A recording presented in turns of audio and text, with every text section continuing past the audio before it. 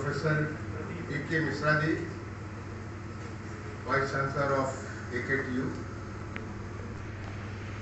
UPT, Uttar Pradesh technical university, हमारे मंच पर आसीन तमाम सारे अतिथिगण, प्रोफेसर भारत राज सिंह जिनकी वजह से आज मैं आपके इस इंस्टीट्यूशन में उपस्थित हूँ,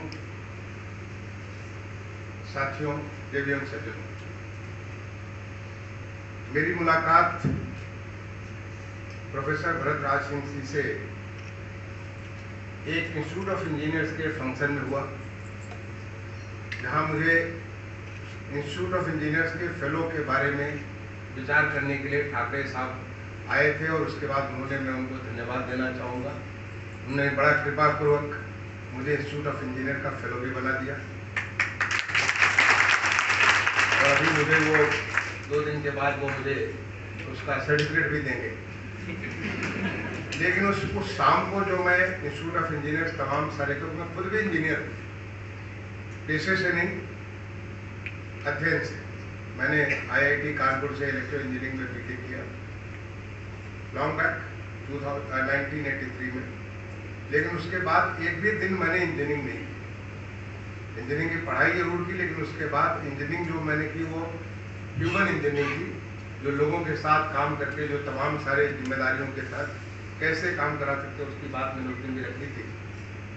लेकिन जो इंजीनियरिंग का एक दिमाग में जो बैठ गया वो कभी नहीं निकलता, क्योंकि वो तो अध्ययन करने में और आज खासतौर से IIT की जिस प्रकार से इतनी गहन अध्ययन होता है, जितनी गहराइयों में घुस करके आप सीखते हैं, वो कभी अपने से पार नहीं हो सकते। और उसी का नतीजा था जो तमाम सारी चीज़ें तो हम करते ही रहते हैं। जब प्रोफेसर भरत सिंह जी ने मुझे वहाँ बताया, इन्होंने एरो बाइक बनाई है और उसका वो पेटेंट भी करा चुके हैं और दुनिया में तमाम सारी जगह आपके उस पेटेंट के वो लोग यूज भी कर रहे हैं। इस पे उन्होंने थीसिस भी, अपनी PhD की थीसिस भी तैयार की। तो मेरे मन में एक जिज्ञासा, स्वतः एक जिज्ञासा आई कि मैं जरूर आकर के आपको देखूंगा। मैं इंतजार कर रहा था मसरत साहब का, क्योंकि उसके तुरंत बाद अपनी बेटियों से मिलने के लिए विदेश चले गए। मैंने कहा जब भी आप आएंगे, आते ही मैं सबसे पहले भरत राज सिंह जी के पास जाऊंगा और वो देखना चाहता हूँ। मेरे मन में वो सीखने की अभिलाषा है कि कैसे आपकी एरो बाइक काम करे। तो सबसे पहले तो मैं आपको धन्यवाद देना चाहूँगा, आपने मौका दिया जो मुझे आज यहाँ पे इस इंस्टीट्यूट में आकर के सीखने का।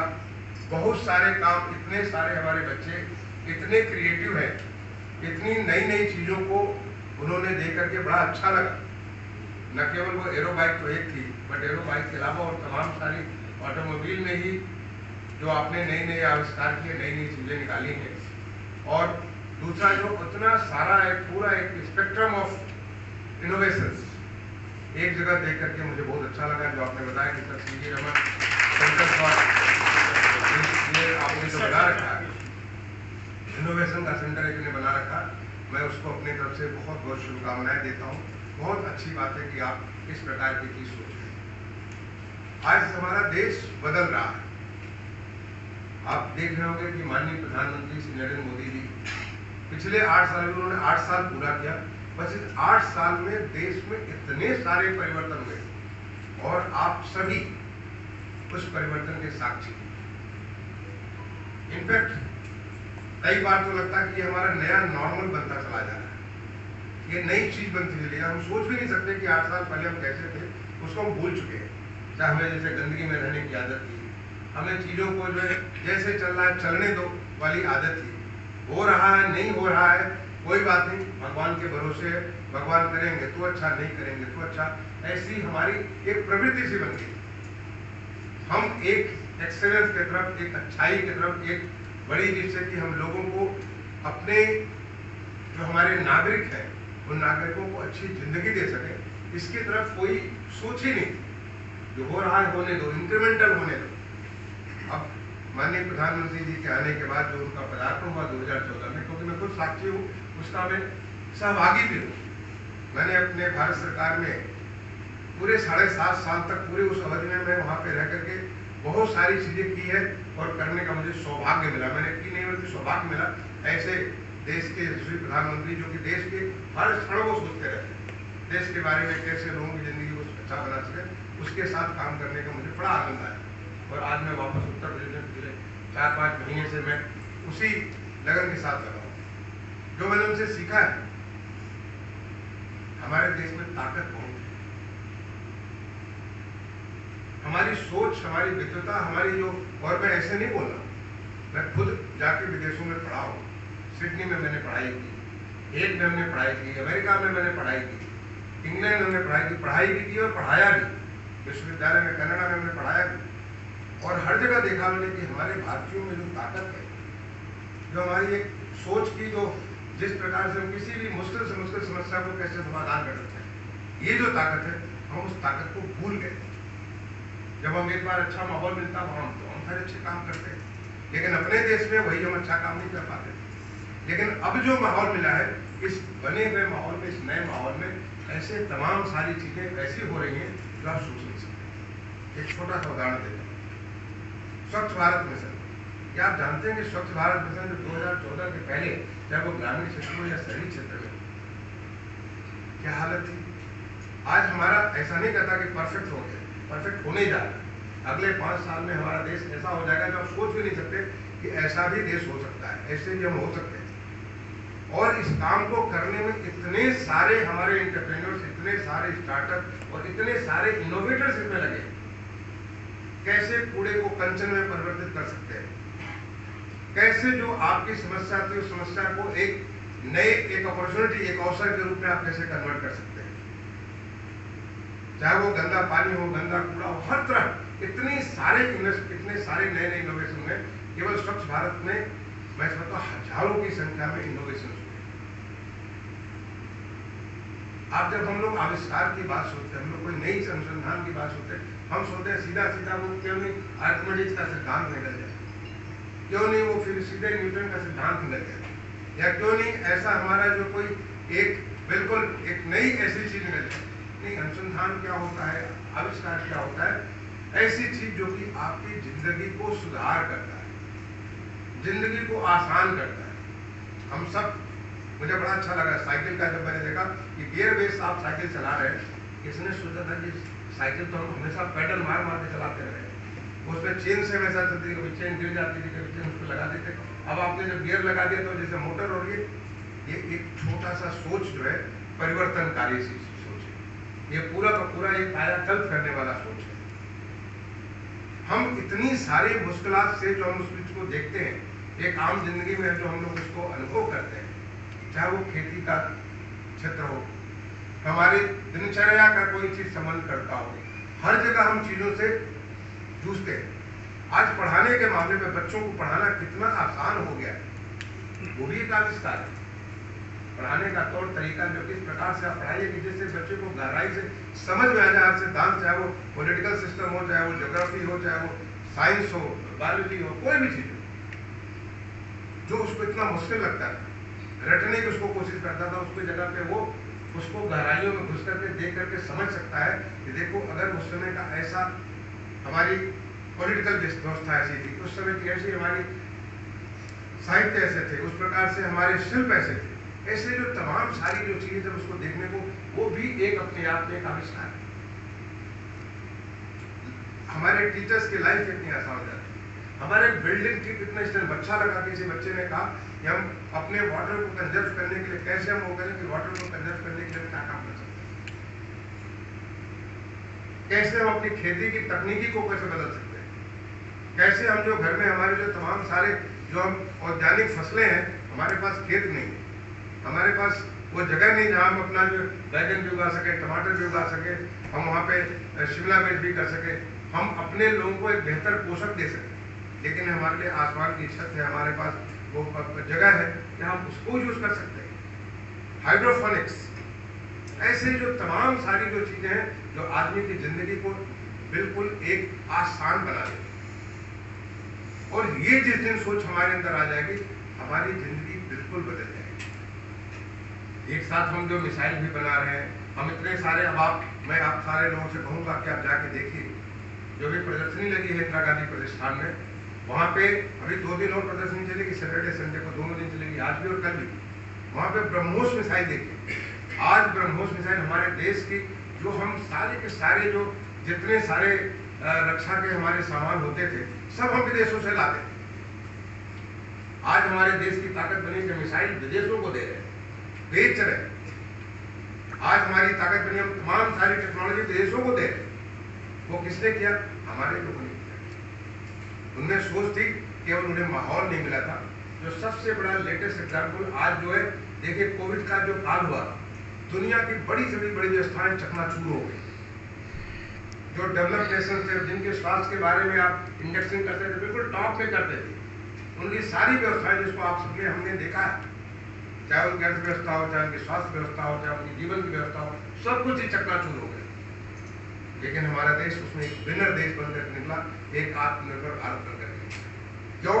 क्योंकि हमारा संकल्प था कि हम सब लोग मिलकर के कुछ ऐसा कुछ करेंगे कि देखिए देखते देखते उतने किस्म के मास्क बन गए, वेंटिलेटर्स बन गए, ऑक्सीजन प्लांट लग गए, कितने सारी जो मेडिसिन बन गए, और जो सबसे बड़ी चीज हमारे देश की वैक्सीन हमारे देश में पैदा हुई। नहीं तो हम हर चीज में विदेशों से निर्भर करते थे। हम सोचते थे कि क्या चीज हम विदेशों से ला सकते थे। क्या यह संभव था?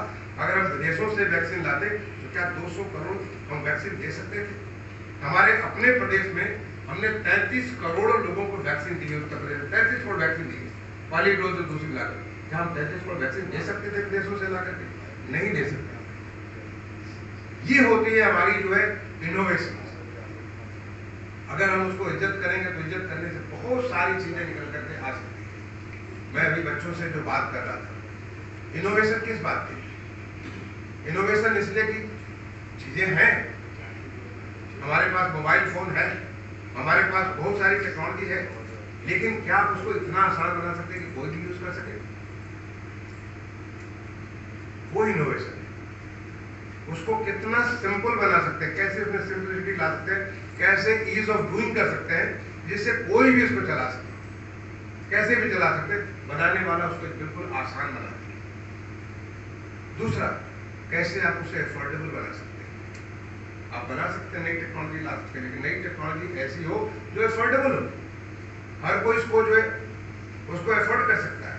कैसे आप कॉस्ट उसका कम कर सकते हैं? अगर आप सोचेंगे तो कॉस्ट को कम कर देंगे। क्योंकि देखो हमारा दिमाग तो जो है, भगवान ने जो सबसे बड़ी अमूल्य चीज बनाई वो हमारे दिमाग को बनाई। आप कभी सोचिए कैसे हमारे ऋषि मनीषी कितनी सारी वैज्ञानिक तथ्यों को हमारे ग्रंथों में लिख रखा है, कहां से वो करते हैं? क्या वहां पे उनके पास वो ऐसे ऐसे इंस्ट्रूमेंट थे जो आज की डेट में माइक्रोस्कोप से लेकर टेलीस्कोप से लेकर इतने सारे इंस्ट्रूमेंट्स, कंप्यूटर सिस्टम का कितना सारा ज्ञान को सारी की सारी चीज उसको क्रंच करने के लिए जो व्यवस्था क्या उनके पास थी? लेकिन फिर भी वो तमाम सारी ऐसी चीजें लिख गए अपने, चाहे वो खगोल शास्त्र के बारे में हो, चाहे विज्ञान के जो हमारे शरीर के बारे में हो, हर चीज के जितनी सारी उन्होंने चीजें लिख रखी, वो कहां से लाते थे? ये है हमारा, जैसे कि आप सूरज भी उगा हुआ है, क्या वो आपको दिखता पत्ते जल रहे हैं? नहीं। अगर आप वहां पे कागज रखता जल रहा है? नहीं। लेकिन अगर उसके सामने एक लेंस लगा दीजिए, आप देखिए कि कागज भी जल जाएगा, पत्ता भी जल जाएगा, सब कुछ जल जाएगा। यानी उस चीज को उन्होंने ऐसा फोकस कर दिया। ताकत तो है, उस ताकत को केवल घनीभूत करना है। आपको उसको एक रास्ते दिखाना है, जिस रास्ते से उसका पूरी की पूरी ताकत आपको एक केंद्र में जब आ जाएगी, फिर देखिए कि क्या आनंद आता है। और ये था हमारे हमारे विद्वान, हमारे जो ऋषि मुनि थे, उनकी ये ताकत है। हमारे जो ऋषि होते थे, आप अगर पुरानी कहा पढ़िए, हमें तो अपने उस सनातन संस्कृति पे बहुत गर्व है। हमें गर्व है कि ऐसी चीजें वो देखते जो हम देख नहीं पाते। हम समझने के लिए हमारा बड़ा मुश्किल होता है। जो हमारी वैदिक गणित है, उस वैदिक गणित को हम पे समझ नहीं, लेकिन वैदिक गणित अगर आप समझ गए तो आज मुश्किल से मुश्किल जो आप अलजेब्रा और ज्योमेट्री और जो तमाम सारी चीजें आप जो पढ़ते हैं, वो सारी चीजों को आसानी से सॉल्व कर सकते हैं अगर समझने की बात। आपको पाई का थ्योरी के बारे में हर चीजें आपको हमारे वैदिक गणित में कहां से आता? केवल हमारे जो ऋषि थे, हमारे जो मनीषी थे, हमारे जो संत थे, वो अपने गुरुकुल में वो हर एक चीज वहां पे कृषि भी करते थे, वहां पे पर्यावरण का भी ध्यान रखते थे, अपने जो चाहे जल का हो चाहे थल का हो, चाहे आसमान का, हवा का हो, हर चीज को स्वच्छ रखने की कोशिश करते थे। और वो वैज्ञानिक चीज और साथ में दर्शन भी करते थे, जो हमारे जो कैसे हमारा जीवन क्या है, हमारा आत्मा परमात्मा अध्यात्म हर चीज के बारे में बात करते थे। वो एक अपने आप में इस प्रकार की वो व्यवस्था थी, जो मैंने कहा कि वो सूरज की रोशनी तो बहुत कुछ है, बहुत ताकत है सूरज की रोशनी में, पर उस ताकत को आपने केंद्रीभूत कर दिया। हवा बहुत चलती है, लेकिन आपने जो जहां विंडमिल में डाला वो एनर्जी में कन्वर्ट हो गया। वो एनर्जी विंडमिल से आप कितनी सारी एनर्जी आप बना सकते हैं। ये हमारे ऋषि मनीषी करते हैं और वो हमारे देश की ताकत है। उस ताकत को अगर हम समझे तो हम बहुत कुछ कर सकते हैं। तो दूसरी जो बात हमने बात की वो एफोर्डेबिलिटी की बात है, जो एफोर्डेबल कर सके, इसको कॉस्ट को कम करे। और तीसरी जो बात हमने की सस्टेनेबिलिटी, चीजों को सस्टेन कर सके। ऐसा हो कि आज तो आपने बना करके बढ़िया सा चीज दिखा दिया और कल वो टूट गया, बेकार हो गया, किसी काम का नहीं। आप उसको सस्टेन कर सके, वो over the period of time उसको आप उसको चला सके, चल सके, वो स्वतः चल सके, तब तो फिर आपका जो अनुसंधान है बहुत उपयोग का है। और अगर वो है कि वो 2 दिन वाला है तो फिर वो उपयोग क्या नहीं। वो इतना महंगा है कि कोई इसे अफोर्ड नहीं कर सकता। वो लेबोरेटरी में या किसी अलमारी में वो एक जैसे कि ट्रॉफी लगा देते हैं, उस ट्रॉफी लगाने देता है। हमें तो आम लोगों के उपयोग के लिए बनाने की जरूरत है। अगर आप देखें, आप खुद आप जरा एक बार ऑब्जर्व करना चालू करें, अपने घर में ऑब्जर्व करना चालू करें, आपको इतनी सारी चीजें मुश्किलात नजर आती हैं। सवेरे से उठ करके शाम तक आपको इतनी सारी मुश्किलात नजर आती है। एक बार देखिए कि हमको अरे ये काम में इतना लगता है, क्या हम ऐसा कुछ कर सकते हैं कि हमारा दांत साफ करना और आसान हो जाए और बेहतर तरीके से दांत साफ कर सके? क्या हमारे जो सुबह की जो हमारी प्रक्रिया, उस प्रक्रिया को और आसान कर सकते हैं? क्या हम अपने किसी चीज को, आप किसी चीज में से जहां आपने सोचना, ये हमारा जो मैंने एग्जाम्पल आपको दिया, लेंस की एग्जाम्पल दिया, इस नाते कि जिस चीज को हमने सोचना चालू किया, हमारा मानव मस्तिष्क इतना रिच है, इतना शक्तिशाली है, आप उसको समस्या दीजिए वो समाधान देगा। समस्या ये है कि हम उसको समस्या ही नहीं देते। हम चीजों को मान लेते हैं कि भगवान ने बना रखा, भगवान ने दे रखा, वैसा ही चलेगा। और वही था जो पिछले 8 साल से पहले जो हमारी मंथन से जो हिंदू रेट ऑफ ग्रोथ हम लोग बात करते थे कि 2% 4% से इकोनॉमी ग्रो करेगी, जो हम एक इंक्रीमेंटल बात करते थे। अब इंक्रीमेंटल बात नहीं होती है, बल्कि एक ट्रांसफॉर्मेटिव बात, कायाकल्प की बात होती है। और इसके लिए जो बच्चों में, मैं प्रोफेसर भरतराज सिंह जी आपको मैं इस बात के लिए धन्यवाद दूंगा कि बच्चों में आपने जो उत्साह जगाई थी, मैं उनसे कहूंगा कि आप उस बात को भी कहिए कि पुरानी चीजों को भी देखो, रिसर्च करो। बहुत कुछ उत्तर हमारे आज हमारे ग्रंथों के ऊपर विदेशों में लोग रिसर्च करते हैं। तमाम सारे उनके जो सीट ऑफ लर्निंग्स है जो वहां पे होता है, हम अपने चीज को भूल चुके हैं। एक बार आप सोचिए कि देखिए कि कितना सारा चीज आपको, इतने सारे चीजें। जब मैं एक बार मैं वहां तक्षशिला गया, पाकिस्तान में तक्षशिला आप जानते होंगे, तक्षशिला गया और तक्षशिला विश्वविद्यालय को देखने का मुझे मौका मिला। वहां पर ऐसी चीजें मुझे देखने को मिली जो आज सोच नहीं सकते। आज आप सोचिए कि एक टेबल जो पूरा फोल्ड करके आप बिल्कुल जो आप बनाते हुए, उस प्रकार का चीज हमने वहां पे देखा। कितने साल पहले? करीब 2500 साल पहले। जब मैं यहाँ पे गुजरात में वो जो जगह है सिंधु घाटी सभ्यता का, मैं जस्ट नाम भूल रहा है, वहां में गया, लोथल। वहां मैंने देखा कि वो लोग उस समय, जैसे कि हम आज की बात करते हैं गर्म पानी ठंडा पानी नहाने का, उसकी कितनी अच्छी व्यवस्था कर रखा है। वहां पे इतना सारा जो है, जो वेस्टर्न हम कहते हैं कि वेस्टर्न ये टॉयलेट का सिस्टम, वो वेस्टर्न टॉयलेट का सिस्टम उस समय वो लोग यूज करते थे 2000 साल पहले। इस प्रकार का वहां पे उनका जो उनकी जो व्यवसाय की व्यवस्था थी, क्या क्या सब चीजें हमारे पास थी, हम उन चीजों को भूल गए। वो ताकत इस देश की ताकत है, वो हमारे युवा वर्ग की ताकत है। हमारे बच्चों में एक बार आपने उस प्रकार की उत्सुकता, जिज्ञासा जगा दी, फिर आप देखिए कि कितनी बड़ी ताकत उभर करके आएगी, कितने सारे सॉल्यूशंस निकल करके आएंगे, आप इसका कोई अंत नहीं। और ये है जो हमारा इनोवेशन स्टार्टअप, ये जो हमारी जो देश में एक नई संस्कृति चालू हुई है। हमारे देश में मैं सोचता हूँ दुनिया का सेकंड या third largest startup, third largest startup हमारा है। इनोवेशंस की लड़ी लगी हुई है। हो सकता है कि आपका सक्सेसफुल ना हो। आपको मालूम है मैडम क्यूरी ने कितने बार मेहनत करने के बाद रेडियम का आविष्कार किया था। तो समय लगता है, थोड़ा वक्त लगता है, थोड़ा आपको उसके ऊपर रिसर्च करना पड़ता है। रिसर्च करते फिर नई चीज़ आपको नई चीज़ सोचने को मिलती है।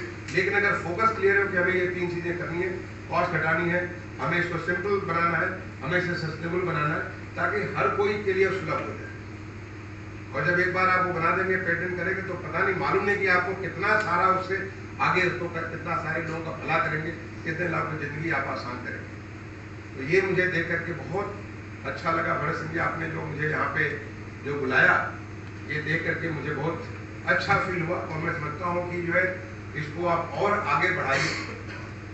आप यहाँ पे आपने बात की कि यहाँ पे मैं प्रोफेसर मिश्रा साहब से रिक्वेस्ट करूँगा कि ऐसे आपके जैसे जो नई नई चीज़ों को लाते हैं, इन लोगों का एक समागम हो, इन लोगों की चीज़ों को यहाँ पे प्रदर्शन का मौका मिले, लोगों को दिखाया जाए।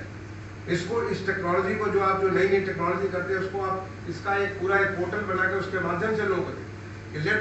अब एक तरफ पेटेंटिंग हो, दूसरी तरफ उसका एक्सेप्टेंस हो। क्योंकि आपकी केवल टेक्नोलॉजी आपने लैब में बना दी, वो टेक्नोलॉजी जब तक कि वो लैब टू लैंड नहीं पहुंचेगी, जब तक लोगों तक नहीं पहुंचेगी, उस टेक्नोलॉजी का कोई महत्व नहीं। जब वो लैंड पहुंचेगी तो आपका वो पेटेंट है, आपको तो आर्थिक फायदा देगा ही देगा, साथ ही साथ बहुत लोगों की जिंदगी को आसान करे, बहुत लोगों की जिंदगी को अच्छा करे। तो मैं इन्हीं बातों के साथ आपने मुझे बुलाया, सम्मान भी किया, इसके लिए मैं बहुत बहुत आपका आभार व्यक्त करता हूँ। और मैं शुभकामनाएं ये देना चाहता हूँ कि देखिए, आज़ादी का अमृत महोत्सव हमारा पूरा देश मना रहा है। माननीय प्रधानमंत्री जी ने लाल किले के प्राचीर से जो हमारा जो वर्ष 2047 में शताब्दी वर्ष बनाएंगे आज़ादी का, उस अवधि को, अगले 25 साल के अवधि को उन्होंने अमृत काल का संबोधन दिया। कल के भी संबोधन में जब हमारा जो ग्राउंड ब्रेकिंग सेरेमनी में वो एड्रेस कर रहे थे, आप उसको यूट्यूब पर उनके एड्रेस को सुन सकते हैं। उसमें उन्होंने अमृत काल की बात की। वहाँ पे लाल किले के प्राचीर से 15 अगस्त 2021 को उन्होंने उस अमृत काल की बात की। उन्होंने इस बात को कहा कि आप अपने आप को जाकर के सोचिए कि 2047 का भारत कैसा होगा। उस भारत के लिए चाहे हम रहें या न रहें, जरूरी है कि हम सारे लोग 2047 होंगे। उम्र के साथ हर एक आता जाता रहता है, लेकिन भारत तो 2047 में रहेगा। अगर आप ये मान के चले कि भारत हमारा 2047 का कैसा होगा, उस भारत के लिए हम क्या करें कि वो वहां पहुंच सके। अगर आप कहीं बाहर जाते हो और देखते हैं कि आपको बहुत अच्छा लगता है, हमारा देश क्यों नहीं वैसा हो सकता है। हम उससे कहीं बहुत ज्यादा ताकतवर है। एक ऐसी अवधि आई जिस अवधि में हम अपने आप को भूल गए, लेकिन एक बार हम अपने आप को समझने लगे, फिर तो ताकत वापस आ गई हमारी। तो हम उस भारत के लिए जो 2047 का भारत है, उसके लिए क्या कुछ कर सकते हैं। और वहाँ के लिए ये इनोवेशन, इस प्रकार के स्टार्टअप, इस प्रकार की नई थिंकिंग, ये सब कुछ बहुत आवश्यक है, जिससे कि हमारे देश का हर नागरिक अपनी पूरी ताकत के साथ, पूरी क्षमता के साथ, उसकी सारी ऊर्जा के साथ न केवल अपने परिवार को सुखी, संपन्न और स्वस्थ रखे, बल्कि साथ ही साथ अपने गांव को, अपने शहर को, अपने प्रदेश को, अपने देश को बहुत आगे ले जाए। और वो आज पूरी तरीके से संभव नजर आ रहा है। और वो करेंगे कौन? वो हमारे युवा वर्ग ही करेगा। मैं आप सबको अपनी तरफ से पूरी शुभकामनाएं देता हूँ। आपको मैं पूरा आशीर्वाद भी देता हूँ, बच्चों का आशीर्वाद देता हूँ जो अच्छे काम कर रहे हैं, कि आप ये अच्छा काम करते रहिए। एक बार अपने आप को पीछे मुड़ करके देख लीजिए जो पास्ट में किया है, क्या हम उन चीज़ों को और आगे ला सकते हैं कि ला सकते हैं। बहुत बहुत शुभकामनाएं, धन्यवाद, जय हिंद, जय।